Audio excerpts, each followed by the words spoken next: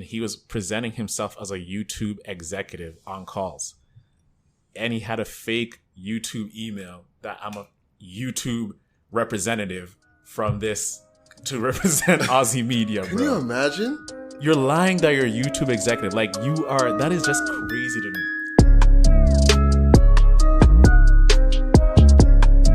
Hello and welcome to the Over Everything podcast. This is the podcast where we receive stories, tips, and tactics from entrepreneurs who have done it. Today is a Wildcard episode. This is an episode where we shoot the shit. You know, this is our first Talk episode. that shit, man. Facts. This is the first episode since our 100th episode, so I'm excited to just chop it up. And this, you know, cracks. See what's good. Yeah. But yo, you know who is on something with business right now? Who? Rory and Mal. Rory and Mal. By the way, for the people who don't know Rory and Mal, because we're going off a first name basis. Ooh. Who is Rory and Mal? Rory and Mal from Joe Budden podcast. You know, they recently closed a deal with Stitcher worth $10 million. 10 million. And from what they're saying in the interview, they've retained ownership, which is a big deal for creators. So what I find interesting about this is the impact of what podcasting can do. And the thing is, too, is that a lot of people are going to look at this and say, yo, I can be this. I can do this. I can do what I do. You know? Yeah. And this is rare air. We have to keep it real. It's rare air. You know what I'm saying? So hopefully this can be continued with other people who are not influencers and start podcasting and get to that point. But at the same time, we're seeing the movement from Joe Budden's podcast, right? So people who associate with Joe Budden's fame. So it's hard to say that if we can associate this with a Call Her Daddy, a Joe Rogan, you know what I'm saying? It's a bit difficult. But we can still say that, hey, this is a great move for creators. Yeah. Because people are seeing the value in creators. Even Facebook is pivoting towards Facebook right now. I mean, Facebook's pivoting towards podcasts right now. Because they realize that people are staying on the platform for longer. Like I don't know if I told you this, but bro, I did our RSS feed to Facebook, eh?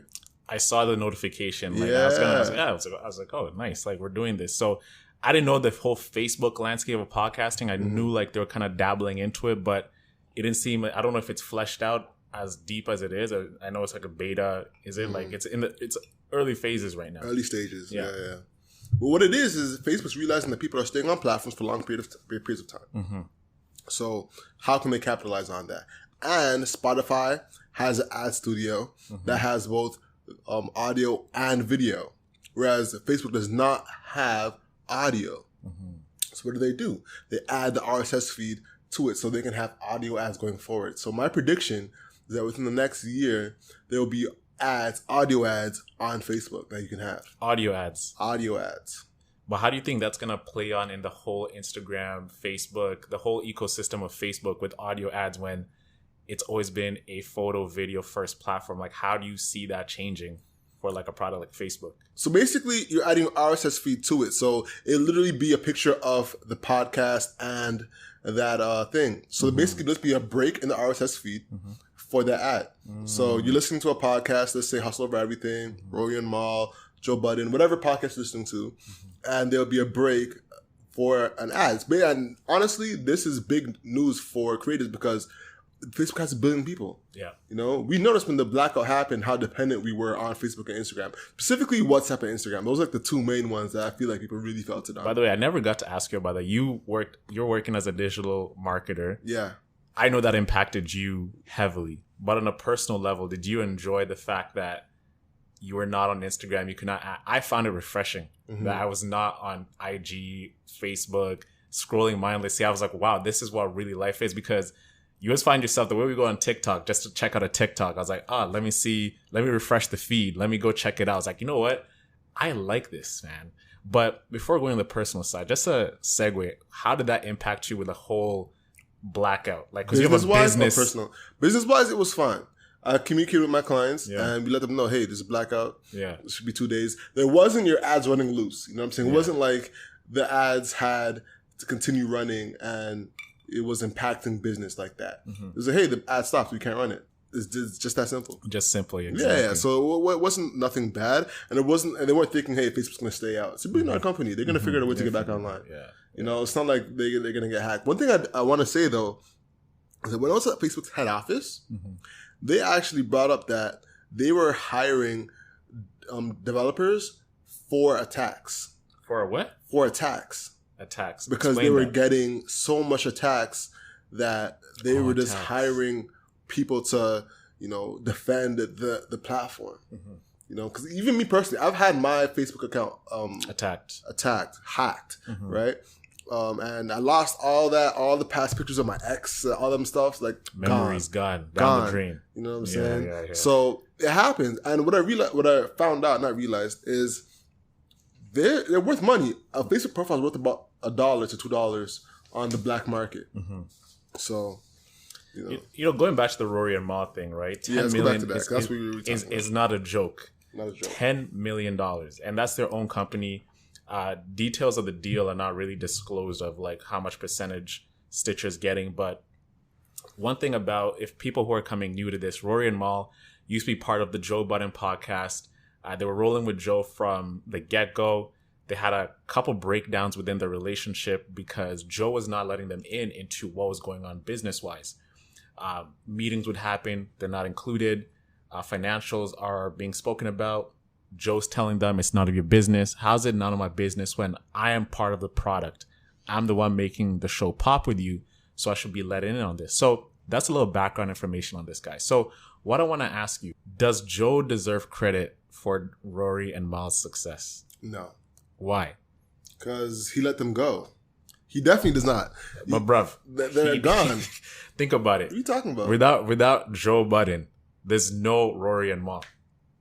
So like, he doesn't deserve any kind of credit. No, because he looked at Rory like he was nothing, you know, and fired him. Like right on the spot. Like right on the spot on this podcast. He fired him. He's not imaginary Rory is sitting right there like, Rory, you're fired. You're fired. He still feels like he has choices and options. He feels like he's entitled to more. Rory, you are in breach of your contract, and from this point forward, you are fired, and you're not welcome back. Does anybody in here have a problem that I'm the person that has to say that?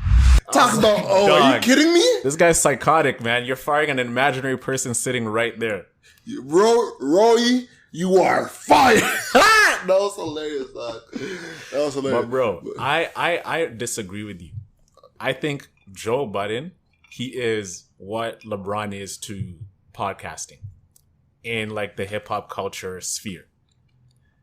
Let's say Ish and Ice break off after a year and they go start their own thing. They're all recipients of Joe Budden's like tree, like the same way in basketball you have like the Popovich tree, like coaching. Everyone who comes from Pop, they can easily get a deal. They can easily get a job. Everybody who comes from like Nick Nurse, he won the chip. People are poaching our coaches to go start on like their head coaching jobs. That's what I'm saying. Budden has a ability to propel people towards a place where they get visibility and they can go get their own deals because people see the talent that they have. He's highlighting talent that they would not have gotten if Rory and Mal were not on his platform. It's not a 360 deal, bro. Like that would mean that if I leave my job and go to the next job, that past job needs payment because they gave me skills. It's a broker's fee.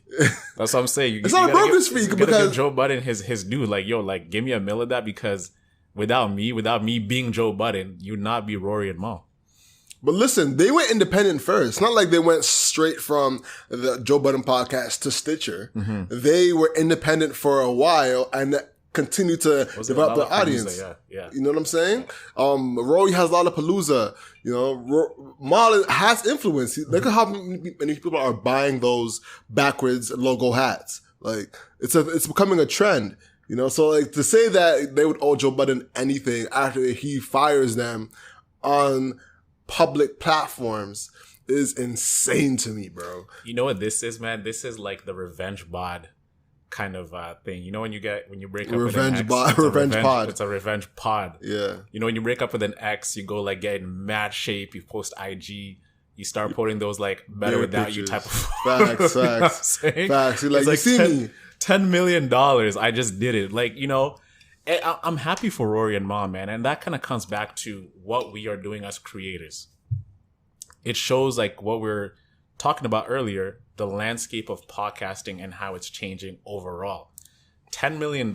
And I think when people hear $10 million of a deal, we're really not understanding the magnitude of what those deals entail. So, you know, for you, like when you're looking at a $10 million deal for Stitcher, what do these companies see in a podcast to give them $10 million? Because I think when people, the audience is listening, they're like, $10 million just to talk? But if we go behind the closed doors, let's get into what do these organizations see to give them a big payday like that? Well, listen, they have 200,000 subscribers. They're averaging about 100,000 views per episode on YouTube alone. That doesn't include audio platforms. So they're probably in the top 10% of podcasts, you know? So this is a big move for Stitcher. And it's a big move for Stitcher to get into the urban space because there's not really that much urban platforms for that platform Stitcher. You know, so I think that's the real move, is the cultural cachet that they want to be associated with their brand. Because if you think about it, which cultural brand like a Rory and Mal is on Stitcher?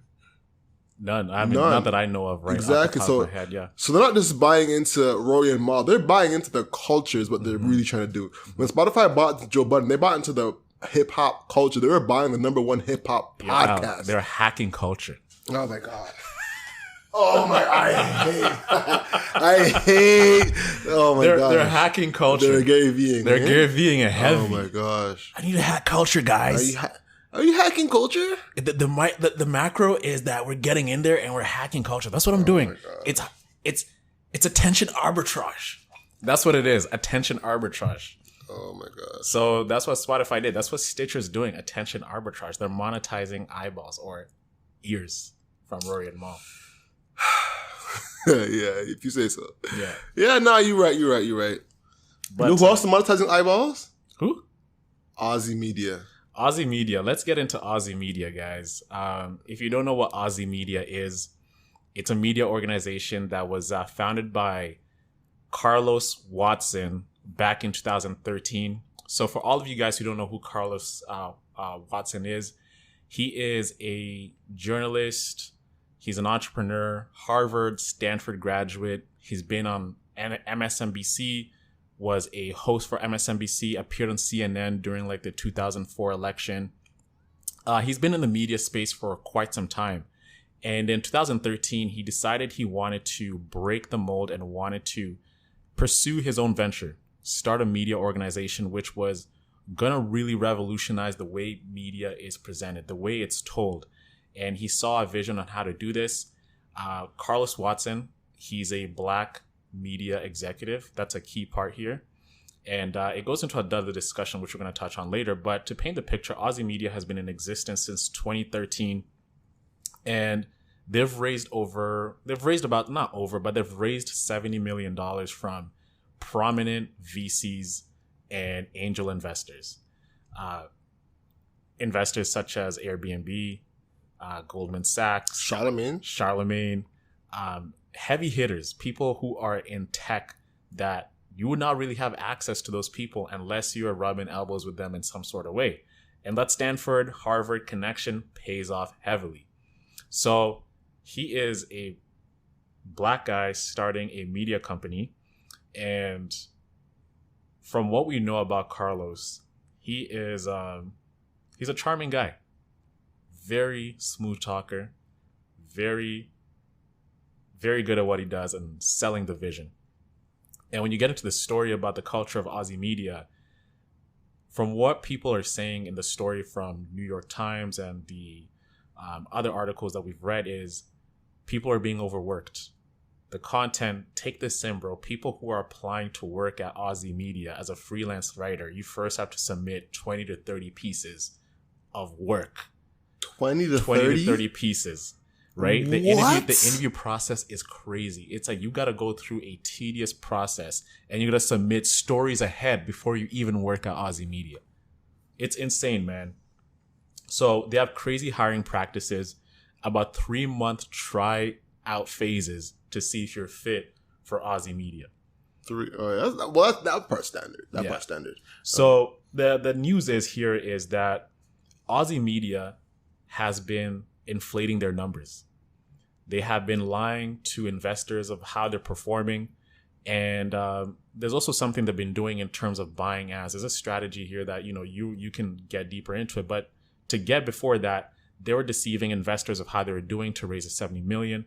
The big thing that made this whole house of cards fall is his COO was lying. He was presenting himself as a YouTube executive on calls.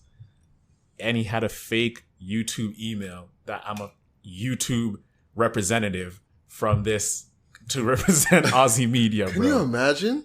You're lying that you're a YouTube executive. Like, that is just crazy to me. So, all right, real talk now.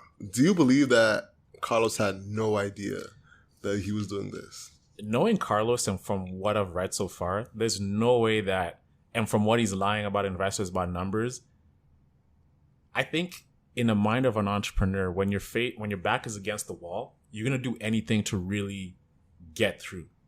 So as a part of it, I can sympathize why he would do that, because I'll admit there's some things that I have perhaps inflated a little bit just to really get ahead. There's a couple stats. You're like, hey, we've done so and so. It's part of just, survival in a way, to get the conversation going. And then from then on, you can really craft a story to really present the true, honest picture of it. So I think to really not have the door shut down, when you have those opportunities, I don't really agree that you should say you're a YouTube executive, but I can understand why some people would say half-truths for what they're doing. No, that wasn't a half-truth. That was a whole lie. That was a whole lie. But I can understand at his magnitude, a half-truth will not really get him through the door. So you got to show, a YouTube executive, we're talking to a YouTube executive, we're getting through the door. All right, let's get to it. But with doing that, it comes with consequences, heavy consequences. And now we're seeing that Aussie shut down. But going back to that whole thing we're talking about, like the way they're presenting their ads and their whole business model. Share more about that. What were they doing to really get revenue through the door? Man, that's a great point. Before you get into that, let's take a quick break and then thank our sponsors and get back to the show. So I have a question for you. What's the best email marketing platform for creators? It's ConvertKit. It combines powerful automation with an easy-to-use interface. The heart of their business is their visual automation tool that allows you to deliver the right message to your audience at the right time. They have pre-built landing pages and forms, so creating and sending out copy is extremely easy. I personally use it with my business when I'm doing webinars. And you can use it too. Right now, we have an exclusive offer for you. ConvertKit is giving you a freemium membership with full access to the landing pages, forums, and email marketing for free, up to 1,000 subscribers. They are one of the only platforms that allows you to add your Facebook pixel to it for free. It allows you to create automation, and it allows you to get the ball rolling with your business. And of course, it integrates with Shopify, Wix, Squarespace, Gumroad, and a ton of other platforms. So what you're going to do is you're going to hit the podcast description and click the link there to get you to this freemium account. It's an amazing service, so make sure you try it out, guys. Let me know how it goes for you. I want to know. All right, let's get into it. So let's get back into it. We're talking about Aussie media and their structure of how they would pay for ads to boost their audience. So this is a arbitrage theory that I'm actually very used to. And I've done it before. Essentially what happens is they would pay for ads, so people would come and listen, watch, or indulge in their content right before an advertiser has to get data on their content. So this, for example, they start a contract for 3 months, and on month 2.5, they're like, yo, we don't have enough numbers. What's going to happen? And they hire a WIT media, they hire, an agency, or they have someone internally to start spending money. They start spending 10, 15, 20K getting people to either watch it on pre-roll YouTube to click over to the actual video. They spend Facebook dollars, they spend whatever dollars to get people into that platform. Yeah. Once they view that platform, that's when they start increasing their numbers to get them to a specific point where they can say, all right, we have hit your impression goal. Because usually that's what it is. It's usually impressions that they have to fulfill. So it's actually quite regular to actually go about this process to, fulfill impressions or fulfill whatever goal to, get that contract fulfilled. So it's actually standard practice, to be honest with you. I've seen it. A lot of people do that. I've worked in companies that have done it. So. People were saying that it's not really what a media company should be doing of that magnitude. Listen, bear companies do it. Even the ones that we talk about, like let's say BuzzFeeds. But the BuzzFeeds do it. Vox does it. Yeah. Your National Post, Fortune. They all do it. If you ever see a ad for news, that's what they're doing. And the thing is that if you look at it, I actually looked at his numbers, and they usually kind of coincided with end of the month, time period. So I'm like, okay, that's what's happening. He gets 300 views for 15 videos. Then the last video, he needs to fulfill their impressions. He advertises on that, wipes out their impressions, fulfills the contract. So from an advertising standpoint, they're like, he's doing his job. Yeah. We paid him for this much impressions. It was a premium rate. But he fulfilled their impressions. The company's best. And honestly, as an entrepreneur, you can say that's smart marketing. That's a smart business plan. But at the same time, it's not sustainable because you're not developing an organic audience who's coming to see you continuously. You know what I'm saying? I actually checked out his content before this whole scandal happened. I don't know if you've checked it out or you've heard of it. 1-2 videos. It was decent. It was decent. Yeah. I noticed that he was always having references to himself. You know what I'm saying? And I noticed that. I noticed that. He was having, in one video, it was when you have a cut to a different scene, yeah, it would have pictures of him instead of B-roll. And I was like, that's interesting.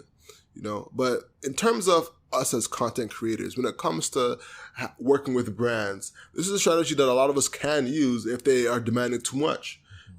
Hey, Target wants us to have 10 million impressions to complete this deal. All right. Well, if the deal is worth $200,000 and I spend $50,000 on ads, I make $150K and then fulfill everything. So it's. So is it profitable though? Yes, it is. It is because he was going for years with this. He didn't get caught off of of this scheme that he's not scheme. I don't know, strategy that he's doing. He got booked out the YouTube stuff. And honestly, though, advertisers don't care because it fulfills what they want. People still get to read the content or listen to the content, and they can report back that this was a good deal. And their jobs are easier. And also, they don't get the content clash that happens sometimes. Yeah. So, for instance, if I'm an advertiser and George Floyd happens, I'm now advertising on, let's say, Blavity, and George Floyd happens. I'm like, yo, I don't want to be on a George Floyd, someone getting choked out on my next to my ad. I don't want that. Yeah. Take that off. Honestly, when I was working at media companies, they were negative targeting anything BLM. Let that sink in, bro. These advertisers don't care about Black lives like that when it comes to their ads actually being placed on it. When it comes to customer-facing things, of course, Sure, we love Black Lives Matter. We love Black Lives Matter. We love pushing BLM. Guys, here's a fund. Exactly. Fund Black businesses. We know the whole rhetoric. But on the back end, it was a whole different story. Yeah. Whole different story. And the negative news targeting is a real thing for creatives when it comes to, reporting on different things, when it comes to having their ads placed on different pieces of content. So it's an unfortunate reality, and it hurts news because they're incentivized to not cover it because now it gets them to more money while negating their audience. So it's a weird thing. And we're seeing Ozzy being on that other end where he doesn't have to report on the real life situations. All he has to do is have fluff and get a lot of media. And this brings us to Roland Martin. because Mr. Roland Martin. Who's Roland Martin, bro? Bro, if you don't know who Roland Martin is, you're sleeping under a rock. Roland Martin is one of the biggest news providers in America, one of the biggest black news providers in America, and he has a huge business in America when it comes to creating content.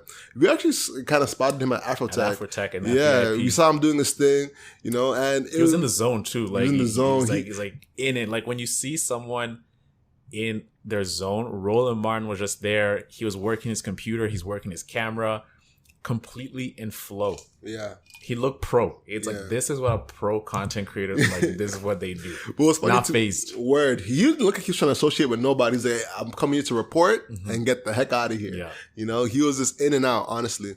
And he actually commented on this Aussie media scandal because it's a testament to what's going on in the media, industry, because Ozzy is reporting on fluff. He's having these conversations with celebrities where he's not pushing them to actually tackle deep conversational issues. And he's not really pushing them to, get to that next level or report on the real life things that's going on. So Roland Martin is. And that's where a lot of advertisers don't want to be because they don't want to.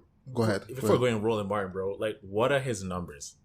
His numbers are huge. He's in the millions. He has millions. Hundreds 800K subs. Yeah, exactly. Views, 200K views a video, 200,000 views a video.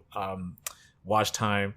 His not like views, but average watch time, it's like up there. Like, people watch his videos. They completely consume his content. And going back to like what advertisers want, they want to see how long people stay on your platform for. Mm-hmm. So the issue with Roland Martin is that he's looking at Aussie media, and this is a black-owned media company. He's thinking, you're giving this guy $70 million? Aussie Media, Carlos Watson, kill the music, please, founded Aussie Media. Well, they announced today that they are shutting down. The New York Times did a huge story on them where people were questioning their numbers. Things were not adding up. They were sitting here how they were buying their numbers. They were busted by trying to impersonate a YouTube executive. But here's what I need you to understand something. Carlos Watson said last year OZ did about $50 million in revenue. So while we've been out here fighting these companies getting money, you know what these companies were doing? According to the Wall Street Journal, they were like, to satisfy sending money to black-owned media, minority-owned media, we're going to give it to OZ because he's black. It's black-owned. He's the founder. Now we know that it was built on fraud, meaning fraudulent numbers, meaning they could not justify it. So the real issue for all of those advertisers out there and all of those companies and all of those individuals who accepted their numbers, how in the hell y'all been making us jump through hoops to justify our numbers, which are real, which are public, but you didn't do it for them. See, folks, this is truly black-owned media. And what we have been doing is building something here. So let me just give y'all some numbers. All y'all sitting out there, all of you advertisers, okay? Because see, I know what y'all also did. Oh, Carlos is safe. Because see, that's what part of the problem here, a lot of these white execs. What's a safe black man or black woman to give to? I know the game that's being played. And we've built up an organic audience over years with no funding really, and we don't get any play at all. We don't even get a conversation. Why is that? Mm-hmm. So here's the thing. You kind of discussed it earlier. Yeah. Carlos comes from the panache background. Walk me through his background again. Panache, great word. Panache is the elite class of people in corporate America. They come from a subsect of specific prestigious schools such as Stanford, Yale's, Harvard, Penn, Brown, the whole lot. When you go to these institutions, it's easy to build relationships with individuals who work in corporate America who could easily pick up your phone call because, hey, we were in the same class together. We were in the same frat together. We were in the same society together. So he worked at Goldman Sachs. And in Goldman Sachs, he built a lot of relationships with power brokers. He worked in media in MSNBC. He worked on presidential campaigns with CNN, worked with Larry King, Wolf Blitzer, the bigs of the media giants. He is in with them. Talking about Carlos, very sophisticated in terms of black man, you know, maintains a corporate brand, as Kevin Samuels would say, you know, like cut your hair, short, clean, buzz cut lineup, extremely good talker. He's, you know, when people think the black culture, he is one who's like as they call like a square, I guess you'd say. Am I right? Am I wrong to say that?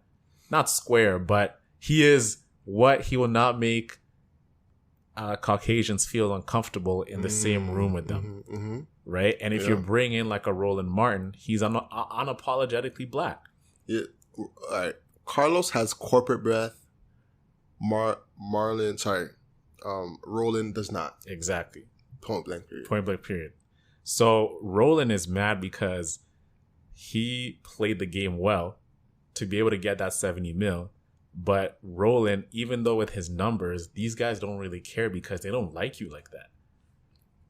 And it goes back to that whole thing with hiring practices. Some companies would rather take a grad who went to Yale, who has no experience at all, than to take the guy who went to, let's say, Rutgers, who's working in the same industry, has experience. But just because that guy went to Yale, he has relationships. They're like, we can mold him. We can work him in. We can give him that experience. That's how it is, even with raising money. Your metrics do matter, but they are investing in you at the end of the day. And with Roland, the impression he gives us is if he were to work with these guys, they'd want him to do a certain way. They want to move a certain way, and Roland is not going to be about that. So we're not really opening your emails. We're not letting you in the door. We'll interact with you, but it's like, you know, when you have a circle, then an inner circle, they'll be like, okay, you can come in the circle, but you're left on the outside. You can't come through this door. This is for us. This is where we're eating. Like, you can't eat on the same table with us. Yeah. We'll mingle outside, but in here, no, this is not for you, bro. So it sucks. It sucks for guys like Roland. You know what it is, bro? You can't control Roland Martin. You can't control him. You can't control him. That's the real issue, man. So at the end of the day, you know, Roland, shout out to you, bro. Shout out to what you're creating. If you ever want some Canadian black podcasters on your network, come to Hustle Over Everything. Let's talk. You know what I'm saying? Let's take a quick break and get back into the show. We're back. So one thing I want to talk about is actually what Roland had to say to What did he say? Ozzy. He called him out because one thing that I found very interesting is that, you know, they got a lot of money, man. 70 mil, 5 mil stopped. 5K paused on it.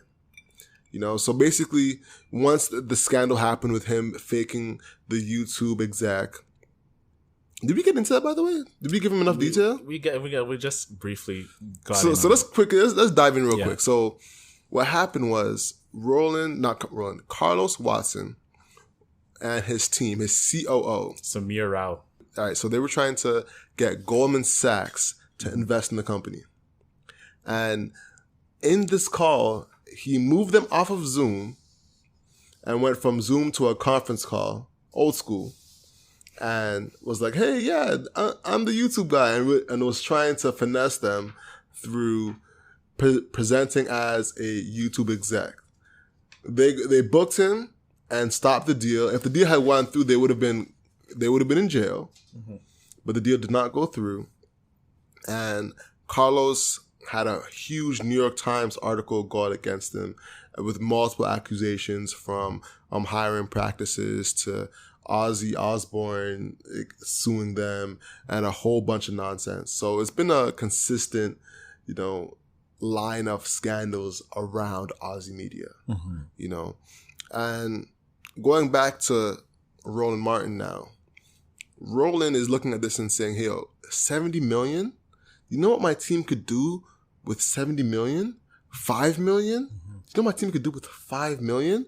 And it goes to show that there is a discrepancy between what these companies can do and what they are doing.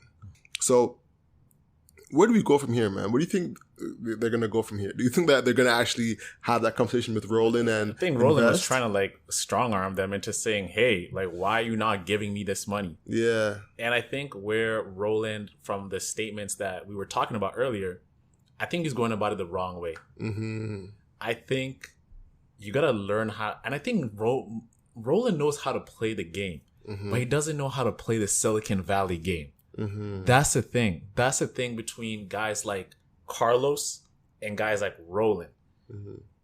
You need to learn how to speak corporate breadth. And I know Roland does, but I think his morals and just way of doing business and ethics, he's too authentic to go down to that level of playing that game. The code switch. The code switching. That's why he's independent. That's why he does his own thing. So you tell me an independent guy who's built a massive audience, now I got to play this cookie cutter game just to get money. You know, there has to be a line between that where I'm like, hey, I really need to get this 50 million, but I got to do this. It's like you're getting on your knees and just doing what they're saying. And he's a proud black guy. He's a proud black man. He's achieved a lot.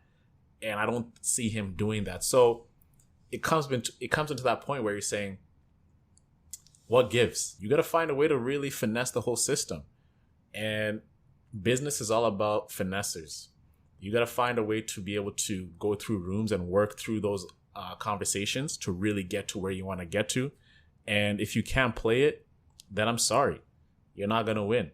There's a lot of businesses out here doing $10 million or whatever, but they can go to the next level if they got that extra investment. But if you don't know how to talk VC, as Mandela used to say, you're not gonna get in there.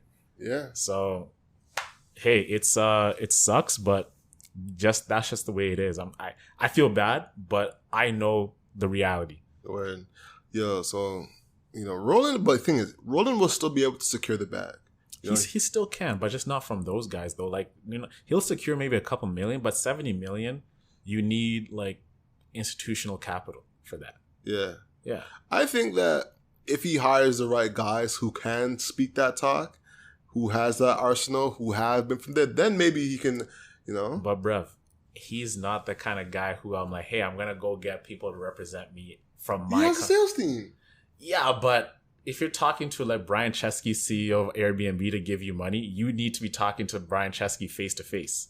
I'm not a representative. It's like us, bro. If I tell you, hey, you know what? We know how these VCs work. We need to go hire like another public facing guy to go talk for us. How would that make you feel? Mm-hmm. You've worked so hard over years to build an audience, and you're gonna go get someone to represent your organization to bring money in. That's what the sales team does, though, for entrepreneurs. Okay, are we talking about investors here or business? Got you. I'm talking investors. You're talking investors. investors. For investors, it has to be face to face. Exactly. For business, all right. So for investors, yeah, Roland's going to have to go. Of course, he has to be. But for advertisers, okay, no, that $5 million that Roland true. got paused. That Carlos got paused, and Roland can actually send his team after. Yeah. They can probably win that. They can definitely do it, man. I think that's where Roland can actually explore other avenues to get that 5 to 10 mil, because money, like, numbers talk. Mm-hmm. Everything in life begins and ends with a number. Everything. So if you can show up numbers, people are gonna open the doors for you. If you say, hey, this is our audience, but you need money to get in there to pay those people. And I think it's gonna be a perpetual cycle, because the number. If we had 10 salespeople out in the field, we can do this number. But now I'm only stuck with 2. So it's limiting my ability to grow and take the next level. Mm-hmm. And it's just the way it is with business, man. It's, hey, we can only make 20 runs of t-shirts and sell them and then make that profit, take the profit, build. Like, you can't grow like that. Facts. So it comes down to economics, and it's just the way the numbers break down to, man. And I think that 5 million can take him to the next level. But who's going to take that chance on Roland and allow him to be Roland? Man, there's some businesses, man. I feel like there will be. Honestly, it's just got to find the match. It's a numbers game at the end of the day. Mm-hmm. It's a numbers game, bro. But honestly, bro, I need to tell you about something completely different. and switch topics, bro.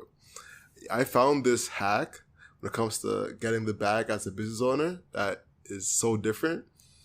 All right, so take this in. I want to actually do the example on you so you can take in. So, make me the guy. All right. So, you have an Instagram page of 20,000 followers. Or like true organic followers. True organic followers, okay. Right? And I'm an advertiser. How much do you charge for Instagram post? $20K. What does a post reach? Because it's not going to reach the whole $20K. Let's say it reaches 20,000 people. So at 20,000 followers, it reaches 20K. A post, everyone's going to see it. Yeah, 20,000 people will see it. Hashtag included. I'll charge $5,000 a post. $5,000. $5,000. Okay. Now, and that's for a permanent post. Yep. Okay. So now how much for a month? Just to like keep it there for a month and delete it? Yeah. I maybe cut down into... man. Actually, I feel like I'm charging cheap here. I'd say if it's permanent there, I'll say $10,000. And then maybe... No, you can't change it now. We already had a conversation. You can't go back. Okay. Can't go back. So $5,000, forever, infinite. Post for a month, I'd say 1,000. 1,000. Yeah. Okay. So now how much for 2 weeks? $5 bills. $5 Yeah. Now how much for 1 week? $250. $250. Yeah. Now how much for 1 day? Let's say $85. $85. Now how much for 4 hours? $50. $50. Yeah. This is the gem, bro. $50 for a post from 5,000. You caught me. So this is a gem I learned from Support Black Colleges on the David Shands Never Sleepers for Soccer's podcast. Mm-hmm. Shout out to David Shands. You should come on the podcast. You have a podcast on podcast, by the way. So shout out to David Shands. Appreciate you, bro. That gem right there, I was like, I gotta do this. That is so monumental. Yeah, man. When you break it down like that, I started realizing that I'm charging so little for my following. Mm-hmm. Because you started me out from like 20K. I was like, okay, $5,000 for a post. Then you break it down to other different forms of, hey, you forget that you can just keep it for a week. Because when I think of a post, I'm thinking this is staying up forever. Mm-hmm. But there's a day, there's stories, there's other different areas you can sell. So I was so unaware of that. And I think this is like what you're highlighting, what you're going to next is actually mind-blowing that I didn't even think about until you brought it up. So we got to do that for the merch once we start dropping more merch. By the way, we have merch at hustle over everything.co. Purchase. Go check that out. You know what I'm saying? I thought that was such a monumental point because he has a 7-figure business, probably going to be 8 strictly off Support Black Colleges, And I thought that was like such a big thing that our audience could use when it comes to approaching influencers, because influencers is the game. And here's another thing that he uses too, is that once you post that, he said, hey, I can repost that, right? Mm-hmm. And he'll repost that on his page and get other pages to repost it as well. And do the exact same thing with other pages. You get what I'm saying? So he'll get Shade Room to repost it, or 3 other people to repost it. So that post. He's like quadruple dipping. Quadruple dipping, bro. On everything. Wow. Bro, so we've been sleeping on how this social media game is working. I mean, bro, I've been sleeping. I've been sleeping too. Yeah. You know what I'm saying? So that really got me. I was like, damn, all right, we got to execute on that, because that is a big gem. Big gem, man. You know what I'm saying? Yeah. And I think that's a great way to close it out. And before we work towards wrapping up, anything else you want to talk about as we're here, bro? A lot of these people are going to have to show vaccine passports. And I think this is like a big topic that we have to discuss, how this is going to impact small businesses. Mm-hmm. What's your take on it? Vaccine passports to small businesses? Exactly. I think vaccine passports is a lapdog of the rich and a guard dog of the poor. Expand on that. That's a profound statement to say. So when it comes to arenas, when it comes to, big show, when there's big money in their Eaton Center, all the big malls, For some reason, they don't have to check as much. And if they do, then it's a quick statement. They have the logistics to get that done. For a small business, like a small restaurant, small boutique, it's a lot tougher, So it's going to be a lot tougher to actually execute that. Hopefully they can, but we'll see if they can. It feels crazy to be like, hey, here's my Eventbrite ticket. Here's my vaccine passport. You know what I'm saying? But I think it's going to be an interesting issue to see. I think a lot of businesses are going to just, not do it personally. I mean, a lot of businesses are doing it. I was going out to dinner and drinks yesterday. I sat at the patio, and I was like, "Hey, if you want to go to the if you want to go inside, she's like, yeah, just let me know. I'll just have to check your vaccine status and vaccination status." And I just found that so appalling because I've been to this restaurant many of times during the pandemic, doing everything, and it's just weird. Over like a 1 week period, the government just says check people for vaccination status and businesses have to follow. And people have to remember, this is a mandate. It's not actual law. It's not actual law that you have to do this. So it sucks that these restaurants inside have to operate at 50% capacity, and then Scotiabank Arena can fill up at full capacity. People are going to watch the Raptors and the Leafs at full capacity. So I feel bad for these businesses because they're at 50% capacity. They're being told that you have to check vaccine passports. And these are businesses that were serving everyone before the vax. We're at close to 90% vaccination now. So why do we need to segregate people from entering establishments when they were already doing it? It just feels like there's a lot of moving goalposts each and every single day. And businesses are suffering from this. Were they allowed to have people inside during the pandemic?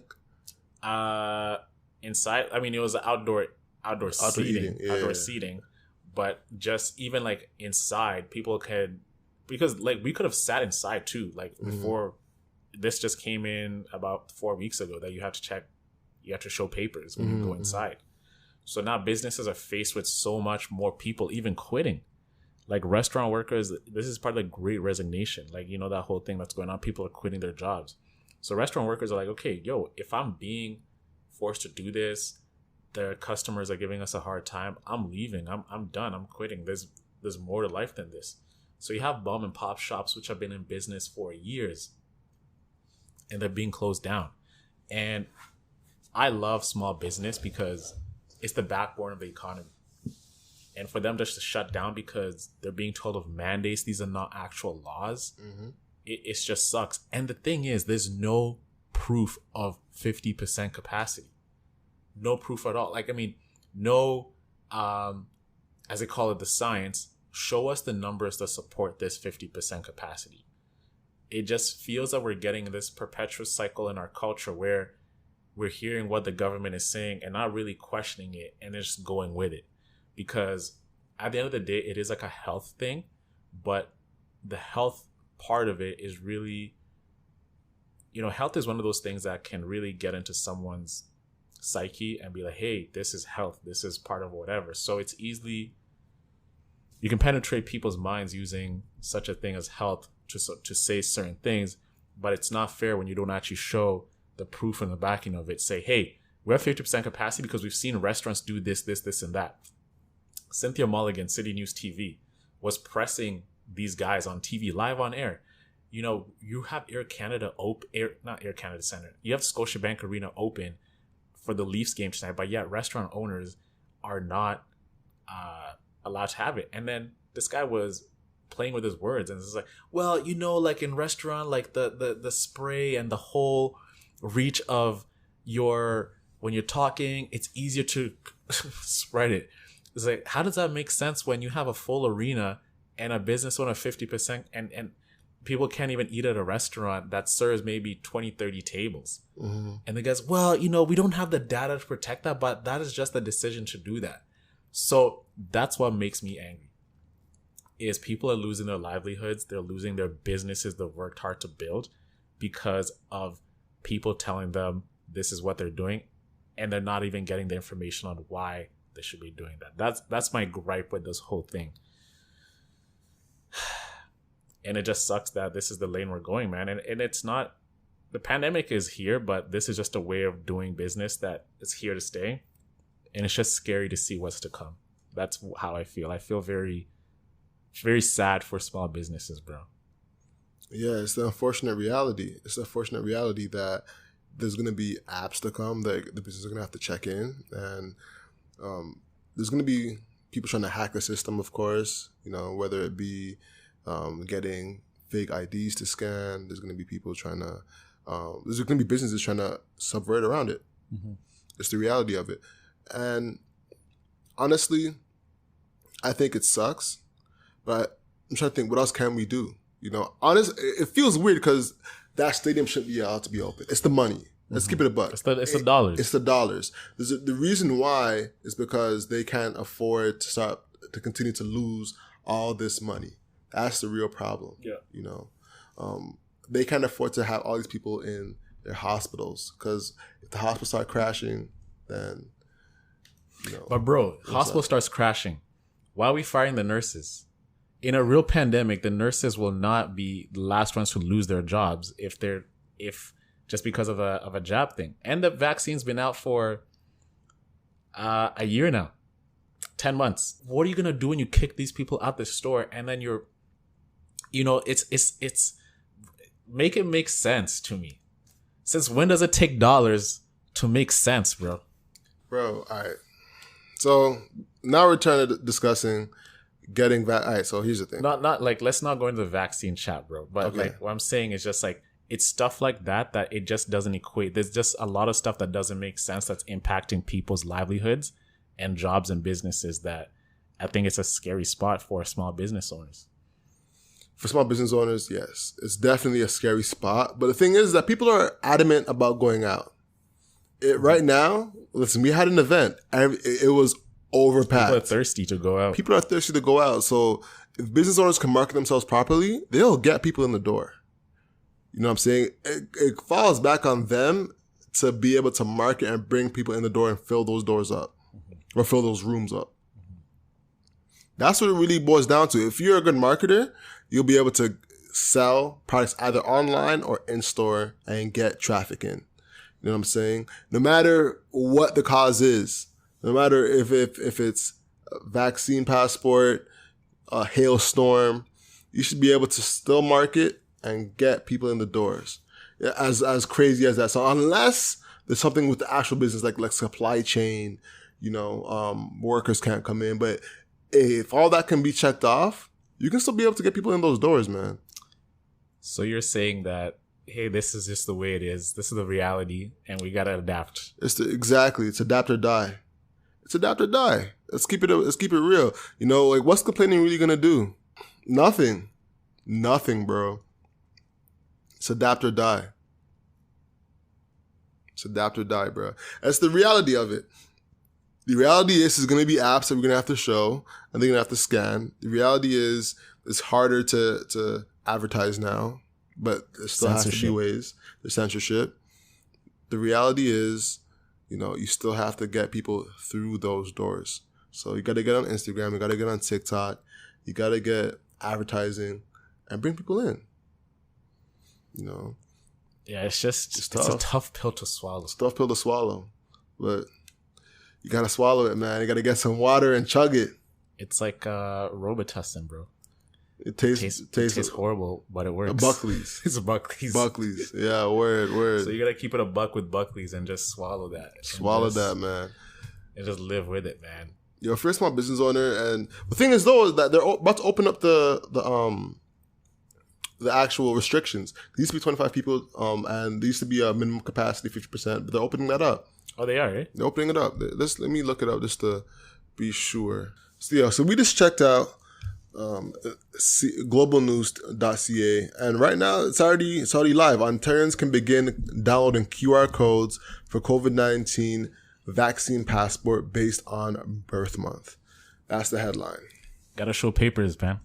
So here's what it reads. Starting Friday and into the weekend, eligible Ontario residents will be able to download their QR codes to be used as proof of vaccination against COVID for entering some non-essential businesses. So it's already there.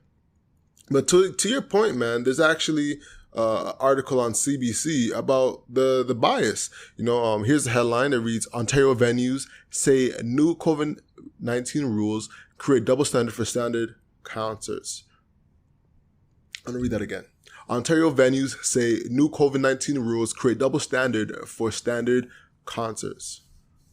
So general admission venues will still face dramatically reduced capacity limits, whereas places like the Toronto FC Stadium can mad capacity. Have so much capacity. So indoor concerts are slowly coming back to life in Ontario specifically, but venue owners say the latest COVID-19 guidelines will dampen any significant return to live music in the coming months. At first glance, new rules that lifted the capacity limits in select settings last weekend seems to allow 100% capacity at all live shows. So this is huge, bro. And this is good for us too, because we want to start doing events and start having like actual networking events for us. But it's just like you gotta show papers. That's it. You gotta show papers. So, however, venue owners say that they were disappointed to learn the policies only apply to spaces with seating, mostly stadiums, arenas, and theaters. That's left smaller venues without seating unable to hold shows unless they install chairs, a move they say drastically reduces capacity and makes some planned concerts unfeasible. Chairs? Chairs, bro. Chairs? This is like the club. It's just like you can't get in unless you order a table, bro. Bro. Like, are you dumb? What? What? Bro, chairs. Chairs, bro. That is actually, you know what I'm saying, bro? This is the type of stuff that grinds my gears. It's like these little knicky-knacks rules and whatever, which just kind of like box you into like one way of operating. Yeah. You can't even operate. Yeah. Because I'm like, I can't even go to the bar unless I get tables. I'm one guy. So it's just everyone sitting. It's like a lounge fest now. There's no bar. There's no dancing anymore. Yeah. I mean, there's some guys who have their venues open, but like, yo, like this is actually annoying, man. I'm going to let it out, man. I'm pissed. You know, bro, I'm cheesed because this is, I feel like I'm living life just with instructions in a manual. I can't even operate and go where I want to go. Via rail. I was just on Via rail to Montreal 2 months ago. Now I got to show papers. When I was masked up. We went to America. We were masked up. Now we're back. Now you got to show papers again. Yeah. And other countries are free to go. Like all the Nordic countries, Sweden, Norway, are all operating in a way of just, hey, it's fully, and they're 90% vaxxed. Well, Amsterdam, you gotta show everything. Now 22nd, next Friday, you gotta download the Verifier app. And that's gonna be a whole new situation too. Yeah. Situation. Yeah, man. But yo, let's work towards wrapping up. Let's wrap it up, Alex. Let's wrap it up. Yo, that 4-hour gem, honestly, you gotta use it. If you didn't take that in, that's gonna be the clip, by the way. You gotta do that. Yeah. But if you've been enjoying this podcast, firstly, thank you. Send us a DM. What you think of the conversation? You know, we want to make this asynchronous conversations. You know what I'm saying? So send us a DM. We'll shout you out. Shout out to Uba, by the way. Uba DM'd us talking about the podcast, saying how she loved an Invest Fest recap. You know what I'm saying? So shout out to that. Shout out to the Drip TO podcast. We have fans. Yeah, we got fans. We got listeners, man. I appreciate everybody who's listened out. Shout out to Curtis. I appreciate you for listening, Vermont. man. If you have any questions, any statements, we'll feature on the next pod. Shout us out. You know Vermont, bro. Fun fact. Do you know which 5 states make up New England? No. So it's actually a great, interesting point to close it out. So the 5 states, when you say New England, you know, when you're in New England, you never thought what New England is, right? Not at all. Yeah, exactly, right? So New England composes of 5 states. So Massachusetts, Vermont, Maine, New Hampshire, and Rhode Island. So when you think the New England area, it's like that whole joint. So Boston, the Massachusetts, that's what New England is, and Vermont is one of them. So when I just heard Curtis Vermont, I just thought I should just give you some gems. That's interesting. Yeah. Huh. Never knew that. New England area, yeah. 5 states that make up New England. Interesting. Okay, cool. With that being said, ladies and gentlemen, the hustle is what you can control. So control your grind and control your life. I'm Alex. And I'm Owen. And that's Hustle Over Everything, y'all. Peace.